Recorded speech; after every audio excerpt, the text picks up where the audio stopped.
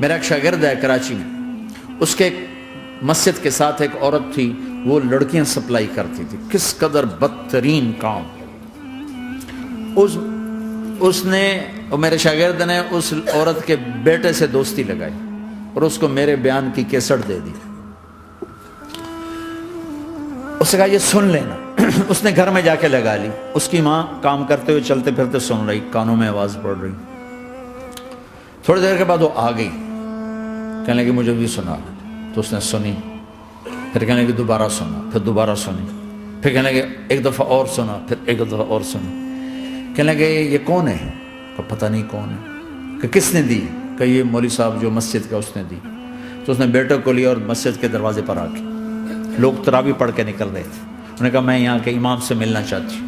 تو آ گیا، امجد نام ہے اس کا۔ کہا مولوی صاحب یہ کیسٹ آپ نے دی ہے؟ کہا جی۔ یہ کون ہے؟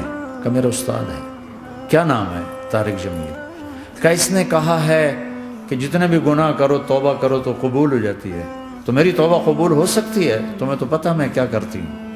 کہاں بی بی توبہ تو سب کی قبول ہے۔ کہا اچھا پھر میں تمہیں گواہ بناتی ہوں، میری توبہ، میری توبہ۔ اور اگلے دن مسجد میں آنا شروع کر دی تراویح میں، اور دعا کرے یا اللہ اگر میری توبہ قبول ہے تو مجھے اٹھا لے، اگر میری توبہ قبول ہے تو مجھے اٹھا لے، اگر میری توبہ قبول ہے تو۔ زور زور سے دعا کرتی عورتوں کے اس میں، جدھر عورتیں نماز پڑھتی تھی۔ 29 کی رات سجدے میں اللہ نے اس کو موت دے دی۔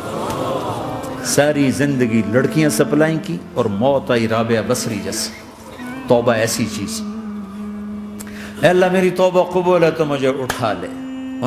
29 کی رات سجدے میں اللہ نے اس کی روح کو قبض کیا۔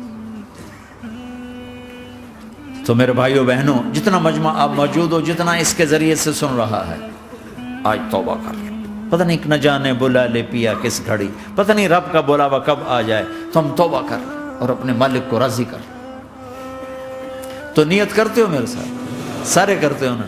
تو کہو یا اللہ میری توبہ، پھر کہو یا اللہ میری توبہ، پھر کہو یا اللہ میری توبہ۔ اللہ کی قسم اگر دل سے کہا ہے سب معاف۔